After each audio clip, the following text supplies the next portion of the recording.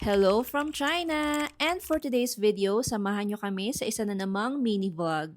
Bibili po kami ng bago at pangalawa naming sasakyan pero syempre e-bike lamang po ito kasi ito pa lang yung afford namin. At isi-share ko na din kung magkano yung presyo ng e-bike dito. So, panoorin nyo yung video na to kung gusto nyong malaman. Nag-decide na nga si Ash na bumili ng e-bike kasi papasok na nga si Ichan sa school. Meron naman sanang mga electric bike for rent dito kaso 2 beses na kami nasita at natikitan dahil yung e-bike nga daw ay for one person only. At isa pa, bata yung angkas. Mura lang naman sana yung ticket kasi 5 renminbi lang so nasa 40 pesos lang siya each ticket. Kaso syempre, kung lagi-lagi baka mabigyan na kami ng warning. Maraming magagandang e-bikes, maraming choices kaya may hirapan ka talagang mamili. At itong e-bike nga na napili namin ay nag-range siya ng 3,900 renminbi. Nasa 31,000 in peso. At habang ina-assemble nga yung e-bike na napili namin na nagkakahalaga ng 3,800, nanonood si Ash ng live selling sa brand ng e-bike na to and nakita niya na medyo mababa yung presyo sa live selling. Nakipagtawaran pa siya doon sa sales agent pero hindi talaga pumayag kaya nag-walkout siya kahit na buo na yung motor. Sabi ko sa kanya, ba't ka mag-walkout? Buo na yung motor. Sabi niya, it's okay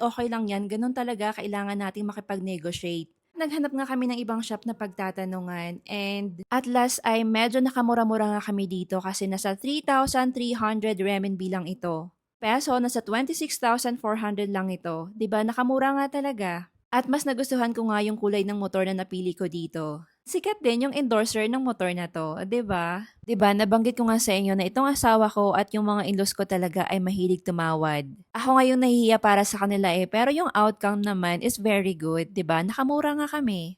Ayun nga, yung mga e-bike dito ay nag-range ng 2,500 to 4,000 renminbi, depende sa brand. At meron nga ako ng tipuhang e-bike, medyo maliit lang siya pero nagkakahalaga siya ng 4,000 renminbi. Kaya sabi ko kay Ash, pag nagkapera ako, bibilihin ko yon. Para naman kako, may e-bike din ako at yung e-bike kasi na yon medyo ka-size lang nung mga e-bike for rent dito. And share ko na lang din, dito pala sa China, mostly talaga na ginagamit dito ay e-bike, hindi yung mga digas na mga motor. Ang kagandahan na din talaga dito ay hindi mo na kailangang magkaroon ng driver's license sa pagdidrive ng e-bike.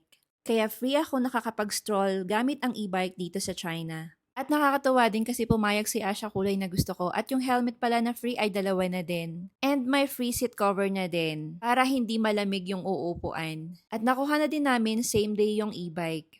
Pero ginabi na kami. Ang tagal kasi makapag-negotiate nitong asawa ko. So ayun lang, hanggang dito na lang ang ating mini vlog. Pag meron kayong mga katanungan, comment nyo lang sa comment section. Thank you for watching. Bye-bye!